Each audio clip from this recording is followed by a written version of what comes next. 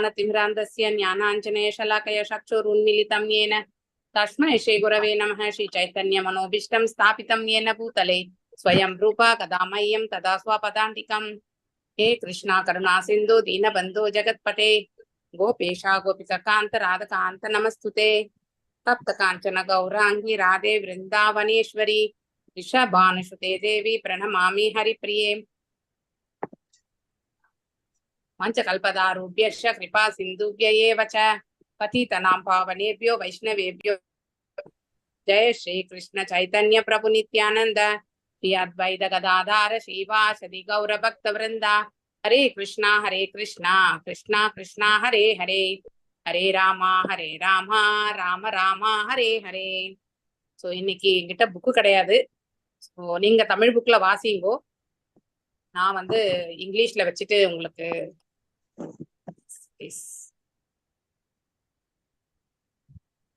32 மாதாஜி. 32 நான் அது ஆல்ரெடி நீங்க வாசிச்சிருக்கீங்க. நான் வந்து இப்போ படிச்சாச்சு. மீனிங் சொல்லுங்க.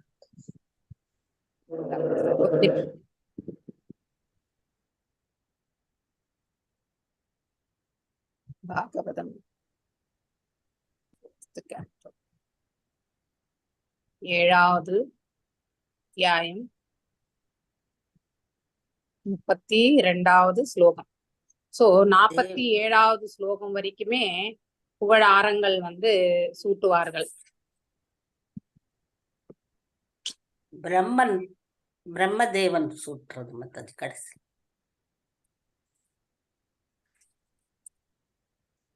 கேட்கலைங்க, உங்களுக்கு எல்லாம் கேக்குதா?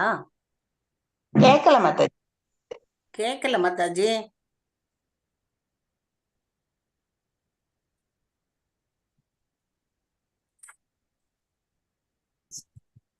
Screen share.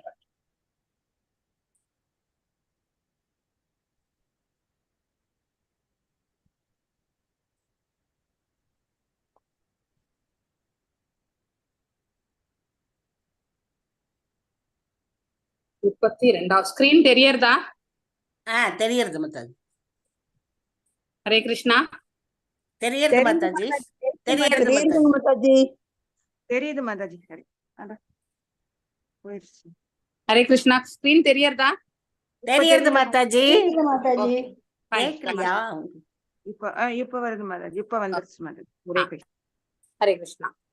இந்திர உவாச்ச இதம் அபி அச்சுத விஸ்வபாவனம் வபுரானந்தகரம் மனோத்ருஷம் சுரா வித்வேத் ஷபானைர் உதாயுதைர் புஜாதந்தைர் உபபன்னம் அஸ்தபிஹி. சோ இந்திரன் வந்து சொல்கிறார் இல்லையா? சோ அச்சுதா அப்படின்னா அச்சுதா தவறி விழாதவர் இல்லையா? அப்படின்னா பகவான் வந்து இந்த இயற்கையினுடைய 3 குணங்களுக்கும் அப்பாற்பட்டவர். யார் ஒருத்தர் வந்து 3 குணங்களில் உழண்டு கொண்டிருக்கிறார்களோ அவர்கள் கண்டிப்பாக இந்த பிரபஞ்சத்தில் திரும்பி வரக்கூடியவர்கள் தான்.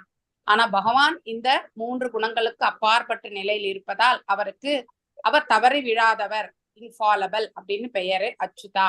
விஸ்வபாவனம் அதாவது இந்த பிரபஞ்ச நன்மைக்காக, வபுஹு அதாவது அவருடைய தெய்வீகமான தோற்றம், ஆனந்தகரம் அதாவது pleasure, cause of the pleasure அதாவது ஆனந்தத்திற்கு மூல காரணமாக இருக்கிறது.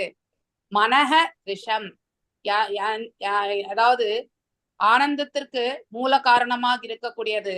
சோ எதுக்கெல்லாம் வந்து இந்த பிளஷர் வந்து வரும்னா நம்ம புலன்களுக்கு வரும், மனசுக்கு வரும் இல்லையா? சோ மனசும் புலன்களை தான் எப்பவுமே சந்தோஷிக்கிறதே. அதுல முதல்ல இருக்கிறது வந்து மனசுதான். சோ கண்களால் பார்க்கின்றோம், காதால் கேட்கின்றோம், கைகளால் செயல்படுகின்றோம், வாயால் பேசுகின்றோம், உண்ணுகின்றோம், ருசிக்கின்றோம். அது மன நிறைவை கொடுக்கிறது. எண்ட் ஆஃப் த டே எல்லாவற்றுமே வந்து மனது நிறைவுக்காக வந்து உபயோகப்படுத்துறது. சுரா வித்வித் அதாவது envious of your devotees அதாவது தேவர்கள் இல்லையா? சுரா என்றாலே தெய்வீகமான நிலை கொண்டவர்கள். சோ பக்தர்கள் வந்து தெய்வீகமான நிலை கொண்டவர்கள், அவரை கண்டு பொறாமைப்படக்கூடியவர்கள். ஷபனைஹி பை பனிஷ்மெண்ட், உதாயுதக வித் அப்லிஃப்டட் வெப்பன்ஸ், புஜ தண்டக வித் ஆர்ம்ஸ் அதாவது 8 விதமான ஆயுதங்களோட அங்க வந்து அவங்க முன்னாடி தரிசனத்தை கொடுத்தத வந்து இப்போ இந்திரன் வந்து அங்கே நினைவு கூறுகிறார் இல்லையா? அதாவது சங்கு, சக்கரம், கதை, தாமரை, அது இல்லாத வில், அம்பு மற்றும் வந்து வாள் மற்றும் வந்து இன்னும் ஒன்று என்னது அது? வாள், இன்னும் ஒண்ணு இருக்கு வெப்பன். சோ எட்டு விதமான இது எல்லாமே அவர் கையில வில் வச்சிருக்காரு. மாதாஜி வில், அம்பு சொல்லிட்டேன், வாளும் சொல்லிட்டேன். கேடயமா அது என்னது அது வருமோ தெரியல. கேடயம் கதை சொல்லியாச்சுனா கேடயம் அப்ப ஆமா கேடயம். சோ இப்போ இந்திரர் சொல்றார், your transcendental form with 8 hands and weapons in each of them appears for the welfare of the entire universe. பகவான் அந்த தோற்றத்துல அதாவது 8 ஆயுதங்கள் கொண்டு அந்த ரூபத்தை அங்க தரிசனம் கொடுக்கிறது இந்த பிரபஞ்ச நன்மைக்காகத்தான். சோ அதை கொண்டு அவர் என்ன செய்வார்? அதாவது அதர்மத்தை அழிக்கிறது இல்லையா? சோ சங்கநாதம் முழங்கினாலே அசுர இயல்புடையவர்களுக்கு பயம் வரும், ஹிருதயமே நடுங்க செய்யும். சங்கநாதம் என்பது it will give a positive energy. அதாவது ஒரு ப்ராவப் கூட உண்டு, அதாவது சும்மா இருந்த ஆண்டி ஊதி கெடுத்தான் அப்படின்ற ஒரு ப்ராவப்பும் உண்டு இல்லையா? சோ கண்ணபிரான் அங்கே தேரோட்டியாக அமர்ந்திருந்தாலும் அவர் சங்கை ஊதி ஊதியே, அதாவது அங்க இருக்கக்கூடிய நெகட்டிவ்னஸ், அதாவது அதர்மத்தை வந்து பாத்தீங்கன்னாக்கா தூரமாக விளக்கினார் என்று பகவானுக்கு ஒரு இதுவும் உண்டு ஆக்சுவலி. சோ அவர் அதாவது எந்த ஆயுதத்தை கொண்டு அவர் வந்து வெற்றி கொள்ள வேண்டிய அவசியமே கிடையாது, சங்கை கொண்டே அவர் வந்து வெற்றி கொண்டார் என்றும் ஒரு சில வியாக்கியானங்கள்ல வந்து சொல்லப்படுகிறது. In such a form, your lordship is always prepared to punish the demands who are envious of the devotees. So இப்போ மகாபாரத போர் எடுத்துட்டாக்கா துரியோதனன் தரப்புல இருக்கிறவங்க எல்லாமே பொறாமை கொண்டவர்கள். யாரை பார்த்து? பாண்டவர்களை பார்த்து. சோ பாண்டவர்கள் யாரு? பகவானுடைய பக்தர்கள். சோ அவர்களை வந்து பகவான் வந்து தண்டிக்கிறார். சோ அவர்களுக்கு இருக்கக்கூடிய குணங்கள் எதன் அடிப்படையில இருக்கு? அசுர குணங்களை கொண்டிருக்கிறது. போப்பட்ட it is generally understood from revealed scriptures, அதாவது வேதங்களிலிருந்து நாம தெரிஞ்சுக்க வேண்டியது that Lord Vishnu appears with 4 hands. அதாவது பகவான் விஷ்ணு வந்து 4 கரங்களோட தோன்றுகிறார். பட் இன் திஸ் பர்டிகுலர் இப்போ 8 விதமான இதுல வந்து அங்கே அந்த யாகசாலையில வந்து தோன்றி இருக்கிறார். அதற்கு இந்திரன் என்ன சொல்கின்றார் என்றால், even though we are accustomed, எப்பவுமே 4 கரங்களை பார்த்து பார்த்து நம்ம பழகி இருக்கிறோம் இல்லையா? ஆனா இப்போ முதல் தடவையா 8 கரங்களோட பார்த்து கொண்டிருக்கின்றோம் என்று மேலும் வந்து விவரிக்கிறார். மேலும் பிரம்மரும் சொல்லியிருக்கார், to realise the transcendental form of the lord. அதாவது முன்னைய ஸ்லோகத்துல பிரம்மா உவாச்சலவர் சொல்லியார், நம்ம இருக்கக்கூடிய இந்த புலன்களை கொண்டு பகவானுடைய தெய்வீகமான நிலையை வந்து உணர முடியாது, முழுமையாக உணர முடியாது. அதனுடைய பௌருஷ், அதனுடைய ஆற்றல் எந்த அளவுக்கு வீரியம் வாய்ந்தது என்று நம்மளால இந்த புறக்கண்களையோ இந்த பௌதிக கண்களையோ இந்த பௌதிகனுடைய புத்தியை கொண்டோ நம்மளால புரிந்து கொள்ள முடியாது. In reply to the statement by Brahma, அந்த இதுக்கு பதிலாதான் வந்து இப்போ வந்து இங்க யாரு இந்திரர் பேசுகிறார். even though transcendental form of the Lord is not perceivable, அதாவது நம்ம கண்களால வந்து பார்க்க முடியாமல் போனாலுமே அவருடைய செயல்பாடுகள், அவருடைய தெய்வீகமான ரூபம், இதையெல்லாம் நம்மளால உணர முடியும், புரிந்து கொள்ள முடியும். The Lord's uncommon features, அதாவது காமனா இருக்கக்கூடிய ஃபீச்சர்ஸ் வந்து எல்லாருக்குமே தெரிஞ்சது. ஆனா நமக்கு புலப்படாத அவருடைய புலன்கள், அவருடைய அதாவது சிலது பாத்தீங்கன்னாக்கா நம்ம வந்து கைகளை வந்து ஒரு செயலை செய்வதற்கு மட்டும்தான் உபயோகப்படுத்துவோம், கண்கள் வந்து பார்ப்பதற்கு மட்டும்தான் உபயோகப்படுத்துவோம், காது வந்து கேட்பதற்கு மட்டும்தான் உபயோகப்படுத்துவோம். ஆனா பகவான் அப்படி கிடையாது, எந்த ஒரு உறுப்பையுமே எந்த ஒரு செயலுக்குமே அவர் உபயோகப்படுத்துவார். சோ அப்போ அப்படிப்பட்ட ஒரு ஆக்டிவிட்டி அந்த புலன்களை கொண்டவர். அதை நம்மளால அன்காமன் ஆக்டிவிட்டிஸ்னா அதுதான், அதாவது பொதுவான செயல்பாடுகளுக்கு அப்பாற்பட்ட நிலையில் இருப்பவர் பகவான். அவர் கண்களை கொண்டே நாம படைக்கக்கூடிய அதாவது நைவேத்தியத்தை வந்து ஸ்வீகரிப்பார். நாமெல்லாம் வாயால தான் ஸ்வீகரிப்போம் இல்லையா? சோ கைகளை கொண்டு வாய்க்கு எடுத்துட்டு போவோம். பகவான் அப்படி கிடையாது, ஒரு கடைக்கண் பார்வை பார்த்தாலே இந்த பிரகிருத்தியே கருவுற செய்யக்கூடிய வல்லமை பெற்றவர். எந்த புலனை கொண்டும் எந்த ஒரு செயலுமே செய்யக்கூடிய வல்லமை கொண்டவர். அண்ட் அன்காமன் பியூட்டி, அதாவது அவருடைய சௌந்தரியத்தை வந்து நாம எதனோடையுமே ஒப்பிட முடியாது. அப்படிப்பட்ட ஒரு நிலை can be perceived by even ordinary man. சில சமயத்துல கோயில நம்ம அர்ச்ச விக்கிரகத்தினுடைய அலங்காரத்தை பார்த்து நம்ம மெய் சிலிர்த்து போகிறோம். ஆனா அது ரொம்ப சிம்பிள். அதையும் தாண்டி பிரகாசமாக நிலையில் இருப்பவர் தான் பகவான். So when Krishna appeared just like 6 or 7-year-old boy பிருந்தாவனத்துல இல்லையா, சோ அங்கே இந்த இந்திரனால வந்து மழை பொழிந்து அந்த சுண்டு விரல்ல வந்து அந்த கோவர்தனகிரியை வந்து 7 நாட்கள் தூக்கி பிடித்து பிருந்தாவனவாசிகளை வந்து அவர் வந்து ரட்சித்தார். இது வந்து சாதாரணமான ஒரு விஷயமே கிடையாது, அசாதாரணமானது ஆக்சுவலி. சோ நம்மளால சுண்டு விரல்ல ஒரே ஒரு பொட்டை கூட தூக்க முடியாது, அந்த மாதிரி ஒரு நிலை. This uncommon feature of lord should convince even materialistic persons. இத வந்து பௌதீக கண்ணோட்டத்துல பார்க்கக்கூடியவங்களுக்கு கூட இதை வந்து ஏற்றுக்கொள்ளக்கூடிய பக்குவம் உண்டு. அவ்வாறு இருக்க வந்து நம்ம வந்து இம்பர்சனலிஸ்ட் வந்து இதை வந்து பிலீவ் பண்றது இல்லை. ஏன்னா அவங்களுக்கு ரூப வழிபாடு பற்றி அவங்களுக்கு வந்து வெறுமனே ஆற்றல் அது ஒன்றுதான் அவர்களுடைய செயல்பாடே. அதை கொண்டுதான் அவர்கள் வந்து ஏற்றுக்கொள்கிறார்கள். சோ பகவானுக்கு ரூபம் உண்டு என்பதை வந்து அவங்களால ஏற்றுக்கொள்ள முடியவில்லை. Because men in this material world cannot lift a hill. They do not believe that Lord can lift one. They accept the statements of பாகவதத்துல என்ன சொல்லியிருக்காங்களோ allegorically அப்படின்னா ஓமையாக இது கரெக்ட் அப்படின்னு நினைக்கிறாங்க. And they try to interpret them in their own way. அத வந்து அவங்களுடைய அதாவது பாஷணையில இருந்து அவங்க அதை புரிஞ்சுக்க முயற்சி செய்து அவ்வாறே அவர்கள் எடுத்துரைக்கிறார்கள். ஆனால் பகவான் வந்து இந்த அதாவது அதுவும் ரைட் ஹேண்ட் வந்து எப்பவுமே வந்து ஒருத்தருக்கு வந்து நிறைய செயல்களுக்கு வந்து உபயோகப்படுத்தும்.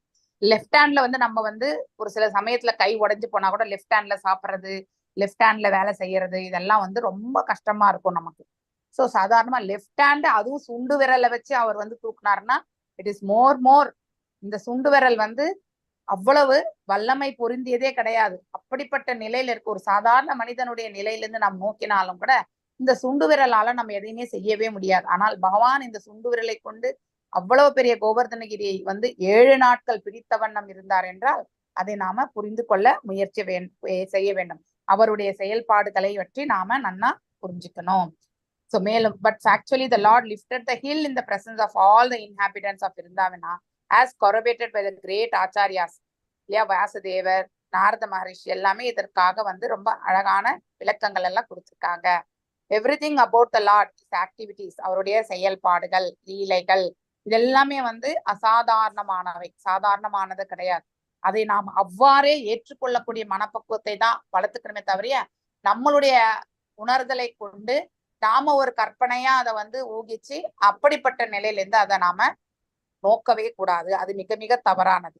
We can understand the Lord in the instant herein. King Indra confirmed your presence with 8 hands is as good as, அதாவது 8 கரங்கள்ல இருக்கக்கூடிய அந்த தரிசனம் 4 கரங்கள்ல இருக்கக்கூடிய தரிசனத்தை போன்றதுதான் அப்படிங்கிறத வந்து யாரு இந்திரர் வந்து எடுத்துரைக்கிறார். நெக்ஸ்ட் ஸ்லோகம் நேற்று யாருக்கு சொல்லியிருந்தேன் நானு வாசிக்க சொல்லி. ஹரே கிருஷ்ணா. பிரேம மாதாஜி வாசிங்கோ. யா பத்ஸ்னேய ஊச்சுஹு. எஸ், தேவர்களுடைய மனைவிமார்கள் பேசுறாங்க. எஸ், வாசிங்க மாதாஜி. பத்னிய ஊசுஹு யஜ்ஞோ ஹயம் தவ யஜ்ஞாய ஏன சிருஷ்டோ வித்வாஸ்தஹ பசுபத்ன்யாதாய தக்ஷகோபாத் தம்னாஸ்வாஹம் ஸ்வா சயானாப சாந்த மேதாம் யஜ்ஞாத்மன் நளினருச்ச ரிஷா புனிஹி. எஸ், வாசிங்க மாதாஜி. ஹரே கிருஷ்ண மாதாஜி.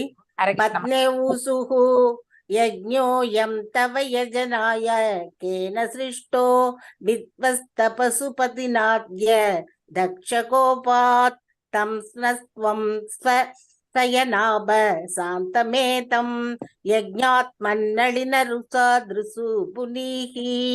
பத்னிய ஊசுஹு யாகத்தை செய்வோரின் மனைவியர் கூறினர். யஜ்ஞாகா கேள்வி, வேள்வி, ஆயம் இந்த, தவக உமது, யஜனாயக துதிக்கின்ற, கேனக பிரம்மனால், சிருஷ்டக ஏற்பாடு செய்யப்பட்டது, வித்வஸ்தக அழிக்கப்பட்டது, பசுபதினாக சிவபெருமானால், அத்யக இன்று, தக்ஷ கோபாத் தட்சனிடம் கொண்ட கோபத்தினால், தம் இது, நக எமது, துவம் நீர், ஸ்வ சயனக பிணங்கள், ஆபக போன்று, சாந்த மேதம் வேள்விக்குரிய விலங்குகள், யஜ்ஞா அதமன் ஓ வேள்வியின் நாயகனே, நளின தாமரை, ருசோ அழகு, திருசா உமது விழிகளின் பார்வையினால், புனி புனிதமானது. மொழிபெயர்ப்பு ஸ்ரீல பிரபுபாதாக்கு ஜெய். வேள்வி செய்வோரின் மனைவியர் கூறினர், எமது போற்றுதலுக்குரிய இறைவனே, இவ்வேள்வியானது பிரம்மதேவனால் ஏற்பாடு செய்யப்பட்டு தக்கன் மீது கொண்ட ஆத்திரத்தினால் சிவபெருமானால் அழிக்கப்பட்டது. அவரது கோபத்தின் விளைவாக வேள்விக்குரிய விலங்குகள் மாண்டு கிடக்கின்றன. ஆகையினால் வேள்வி செய்வதற்குரியனவெல்லாம் அழிந்துவிட்டன.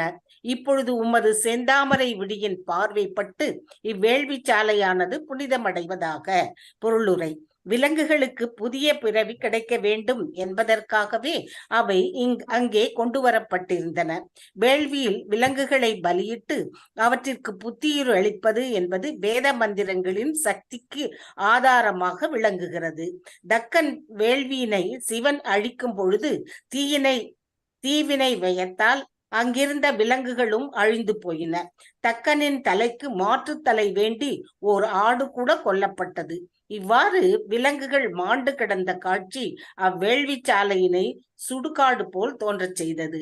இவ்வாறு வேள்வியின் உண்மையான குறிக்கோள் தொலைந்து போயிற்று. பகவான் விஷ்ணு வேள்வியின் இறுதி லட்சியமாக விளங்குபவர். ஆதலினால் புரோகிதர்களின் மனைவியர் பகவானை அவரது செந்தாமரை விழிகொண்டு பார்த்து அவரது அளவற்ற கருணையினால் வேள்வியினை மீண்டும் தொடரச் செய்ய வேண்டும் என்று வேண்டுகின்றனர்.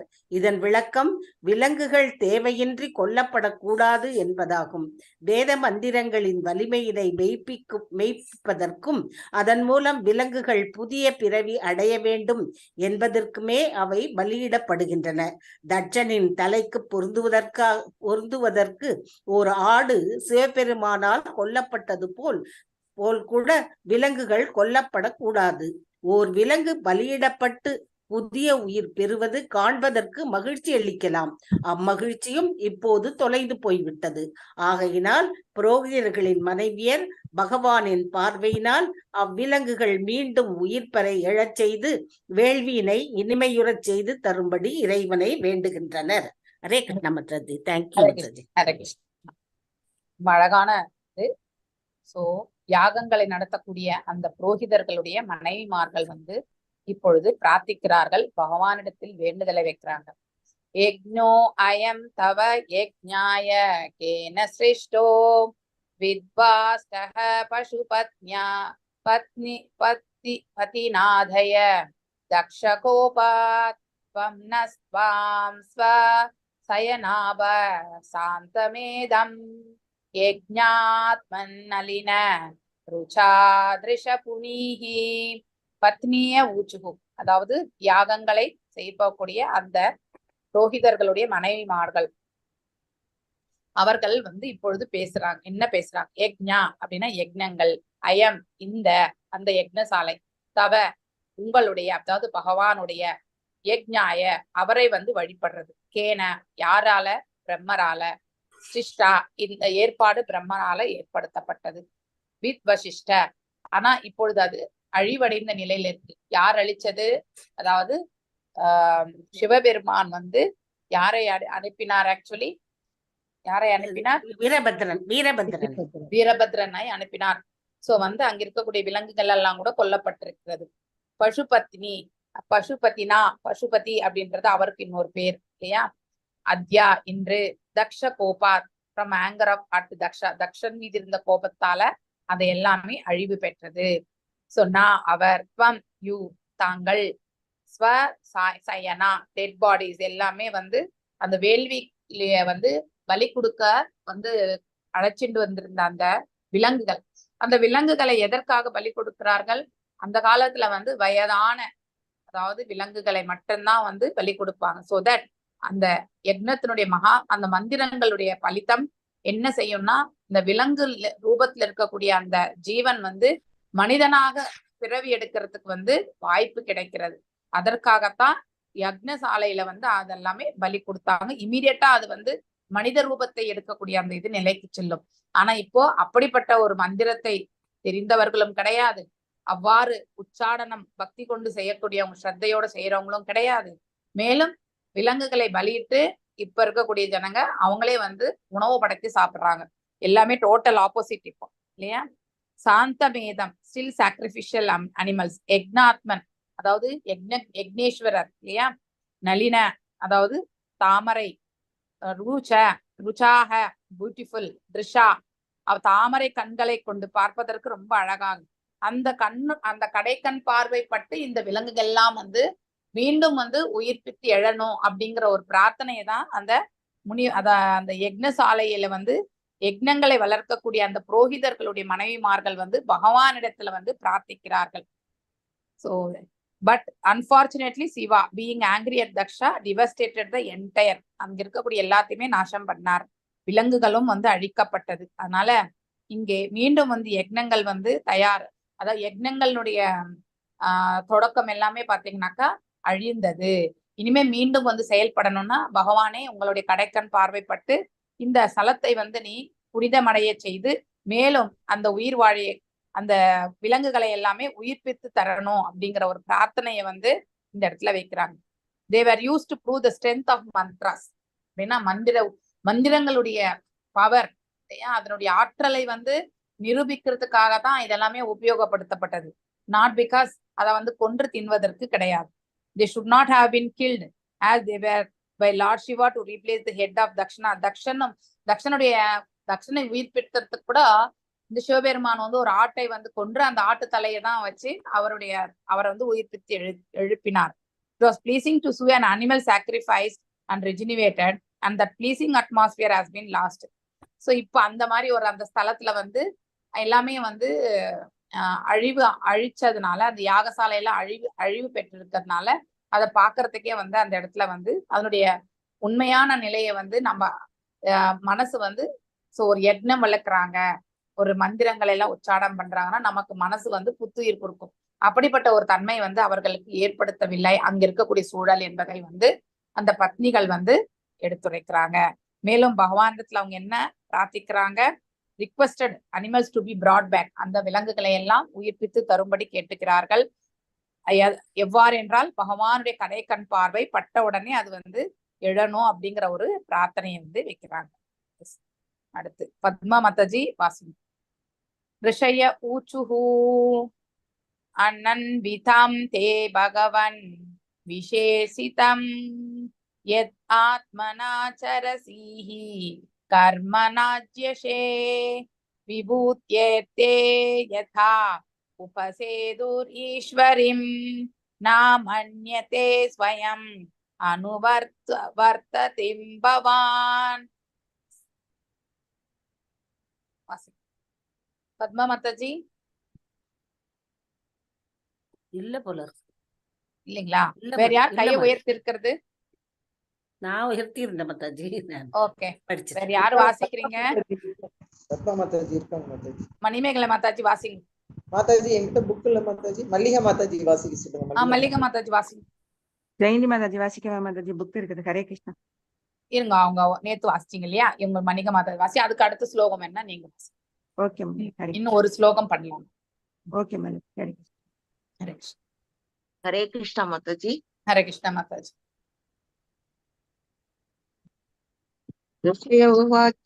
உசுக அனன்விதம் தே பகவன் விசேஷ்டிதம் யத் ஆத்மனா சரசிஹி கர்மநாஜ்யசே விபூதயே யத உபசேது ஈஸ்வரீம் ந மன்யதே ஸ்வயம் அனுவர்த்ததீம் பவான்.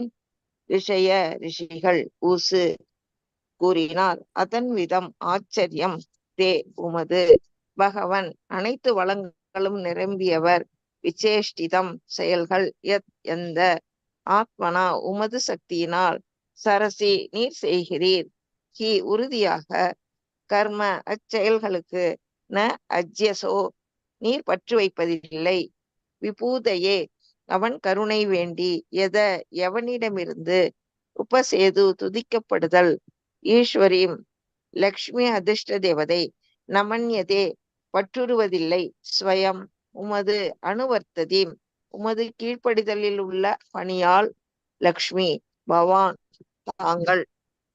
மொழிபெயர்ப்பு. ஆல் க்ளோரிஸ் டு ஸ்ரீல பிரபாதா கி ஜெய். போற்றுதலுக்குரிய பகவானே, உமது செயல்கள் மிகவும் வியப்பிற்கு உரியவனவாகும். உமது பல்வேறு சக்திகளினால் நீர் எல்லாவற்றையும் செய்யணும். அச்செயல்களினிடத்து நீர் பற்று வைப்பதில்லை. பிரம்மதேவனும் அவனது கருணை வேண்டி வழிபடும் அதிர்ஷ்ட தேவதை லட்சுமியிடம் கூட பற்று வைப்பதில்லை என்று முனிவர்கள் கூறினர். பொருளுரை: எதையும் பெற்றுவிடுகின்ற இச்சையினால் அவரது விந்தை மிகு செயல்களோ அல்லது தேவையின் பொருட்டோ பகவான் தம் செயல்களை செய்வதில்லை என்று கீதையில் கூறப்பட்டிருக்கிறது.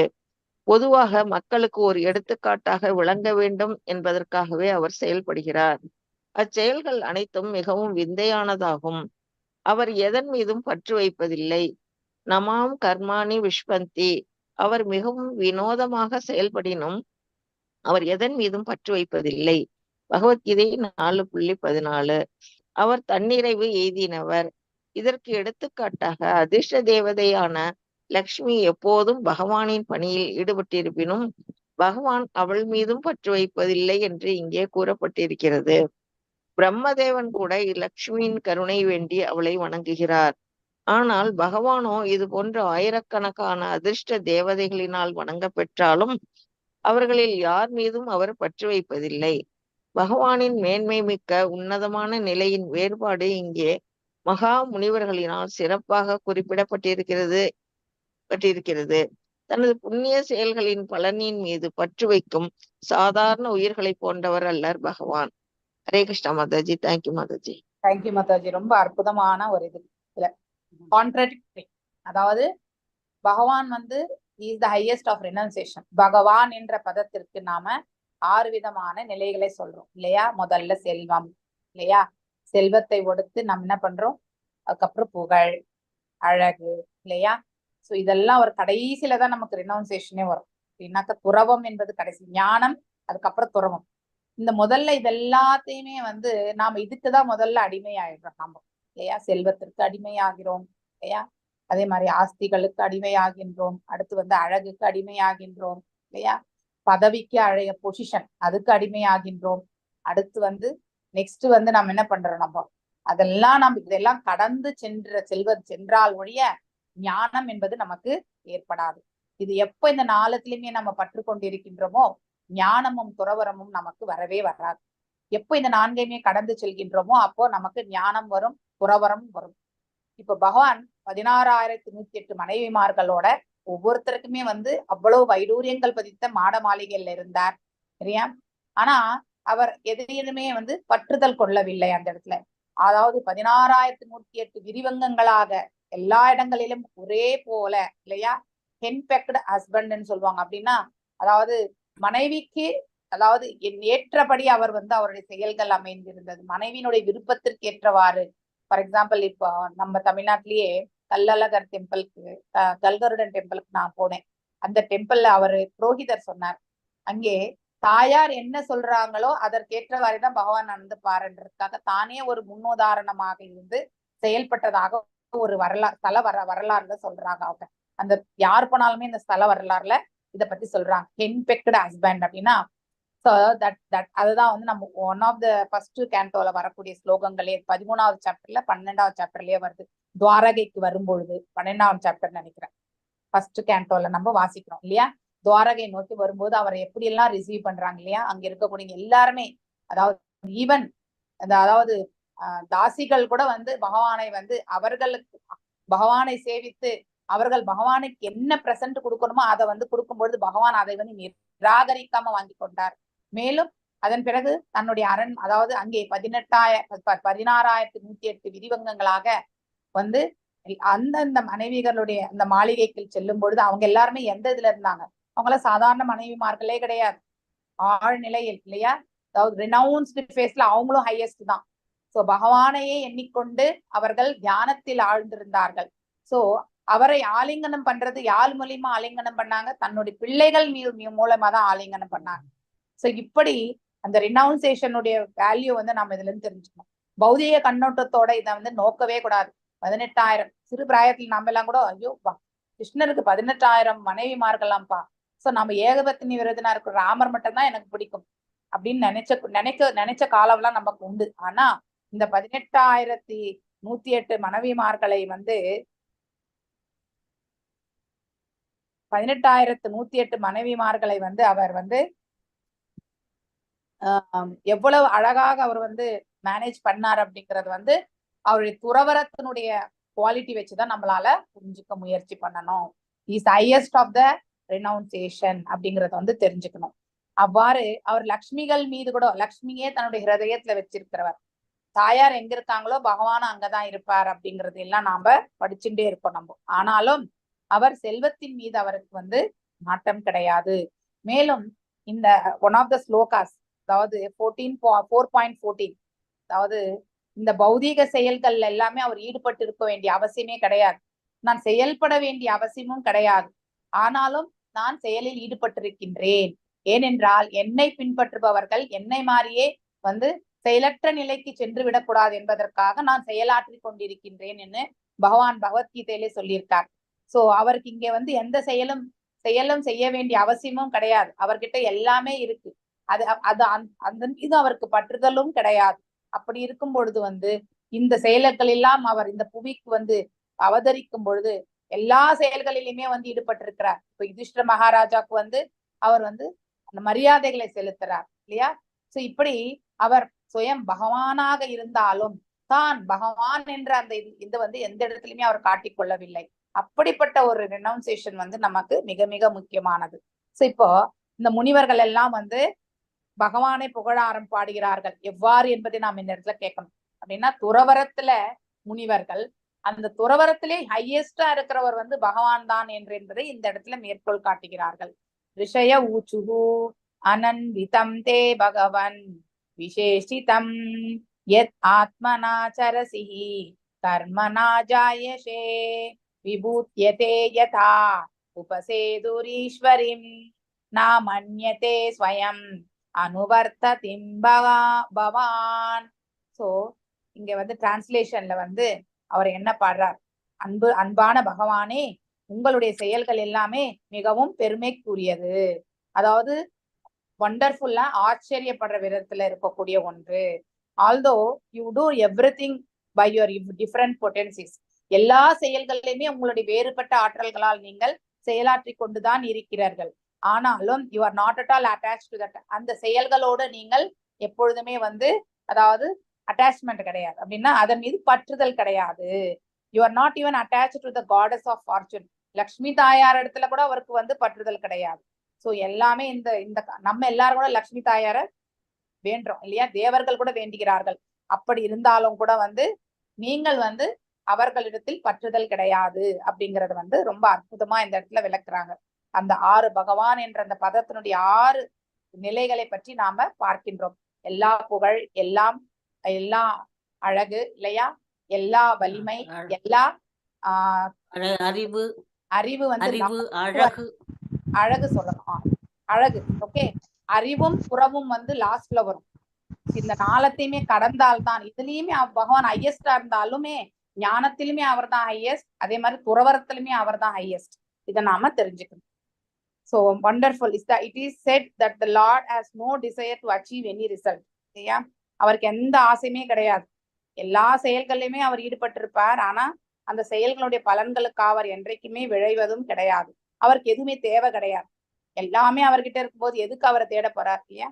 நமாம் கர்மானி லிம்பந்தி. ஆனாலும் அவர் செயலற்ற தன்மை எங்குமே ஊக்குவிக்கவே இல்லை. ஒவ்வொரு அத்தியாயத்திலுமே பகவத்கீதையில அர்ஜுனருக்கு என்ன சொல்றார்? எழுந்து போரிடுவாயாக அர்ஜுனா அப்படின்னு தான் சொல்றார். செயலற்ற தன்மை, கிருஷ்ண உணர்வு என்பது செயலற்ற தன்மை கிடையாது. கிருஷ்ண உணர்வு என்பது பக்தி கொண்டு நாம செயலாற்றி கொண்டே இருக்க வேண்டும். அதுதான் வந்து உண்மையான பக்தி என்பது பொருள். எக்ஸாம்பிள் வந்து இந்த இடத்துல கொடுக்கறது, Lakshmi is always engage in service, இல்ல பாவ சேவனம் பண்ணிட்டே இருப்பாங்க, but still he is not attach to her. இருந்தாலும் பகவான் அவங்களோட வந்து அட்டாச்மெண்ட் கிடையாது. புறவரத்துல ஹையஸ்ட் அவரும். சோ 1000 லட்சுமிகள் வந்து கோலோகத்துல வந்து அவருக்கு வந்து பணி செய்யக்கூடிய நிலையில். சோ அங்க லட்சுமிகள் என்பது யார்? கோபியர்கள் actually. Okay, he is not at all attached to any one of them. This distinction concerning the exalted. So நாம எல்லாமே யாராவது நமக்கு ஒரு சின்ன உதவி பண்ணிட்டாவே அவங்களுக்காக நம்ம வந்து எஸ் அவங்களோட நமக்கு ஒரு அட்டாச்மெண்ட் வருது இல்லையா? அவங்களுக்கு ஒண்ணுன்னா நம்ம கருணை இருக்கணும், ஆனா அட்டாச்மெண்ட் இருக்கக்கூடாது. அது ரொம்ப முக்கியம். அட்டாச்மெண்ட்டுக்கும் கருணைக்கும் ரொம்ப வித்தியாசம்.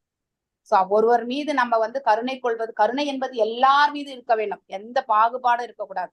ஆனா அட்டாச்மெண்ட் என்பது நம்ம ஒரு சிலர்கிட்ட தான் நம்மளால வச்சுக்க முடியும், எல்லார்கிட்டயுமே வந்து அட்டாச்மெண்ட் வச்சுக்க முடியாது இல்லையா? சோ அந்த அட்டாச்மெண்ட் கூட தேவையற்ற ஒன்று இந்த பிரபஞ்சத்துல. அதற்கு உதாரணம் பகவானே என்பதை நாம தெரிஞ்சுக்கணும். This distinction concerning the exalted transgender, தெய்வீகமான நிலையில இருக்கார். ஸ்பெசிபிக்கலி இதுதான் வந்து அந்த முனிவர்கள் வந்து இங்கே சுட்டி காட்டுகிறார்கள். அவர் சாதாரண உயிர்வாழி போல கிடையாது. உயிர்வாழி, சாதாரண உயிர்வாழி என்ன பண்ணுவான்? அவன் செயல்களினுடைய பலன்களுக்கு வந்து விழைகின்றான். தான் என்ன தர்ம காரியம் இல்லையா, ஐயோ நான் செய்த இந்த புண்ணியங்கள் எல்லாம் காக்கட்டும், ரட்சிக்கட்டும் அப்படின்னு நினைப்போம். I think 2 days before one of the devotee வீட்டுக்கு போயிருந்தேன் நான். ஸோ அந்த டிவோட்டி வந்து ஒரு gift கொடுத்தாங்க. ஸோ இந்த ஒரு டிவோட்டிக்கு வந்து இதை கொடுத்தா அந்த கொடுத்த புண்ணியம் எனக்கு வரட்டும்னாங்க. அவ்வளோ எக்ஸால்டட் டிவோட்டி தான் அந்த டிவோட்டி. ஆனா அவ்வாறு அவங்க சொல்லும் போது எனக்கு என்ன சொல்றதுன்னே தெரியல. ஸோ அப்படிப்பட்ட ஒரு நிலை ஆயிடுச்சு. ஸோ நம்ம இதை நல்லா தெரிஞ்சுக்கணும். ஓகே, ஸோ நான் இன்றைக்கு இதோட நிறுத்துறேன். மீண்டும் நாளைக்கு வந்து நார்மல் 6:30 டைம்க்கு இன்னைக்கே வந்துருவேன் நான் வாபஸ். ஓகே, நாளைக்கு வந்து நம்ம 6:30 வந்து நம்ம பார்க்கலாம். ஹரே கிருஷ்ணா மாதாஜி. தேங்க்யூ மாதாஜி. ஹரே கிருஷ்ண மாதாஜி. ஹரே கிருஷ்ணா மாதாஜி. ஒரு நிமிஷம் Krishna Mataji, Pranam Mataji. Hare Krishna Mataji. Mataji. Hare Krishna Mataji, வாழ்க வளமுடன். ஹரே கிருஷ்ணா. எல்லாருக்கும் உங்களுடைய Hare Krishna Mataji, Hare Krishna Pranam Mataji. Mataji. Happy birthday Mataji. Thank you. Happy birthday, Mataji. நோய் நொடி இல்லாத சந்தோஷமா 100 ஆண்டு வாழ்க எங்களுக்கு டீச் பண்ணுங்க. கண்டிப்பா பகவான் அருள் உங்களை மாதிரி பெரிய பகவான் அருளால நல்ல உடல் நலம், நீளாயுள், நிறை செல்வம், உயிர் புகழ் மெய்ஞானம் பெற்று நீடுள்ள வாழ்க. வாழ்க.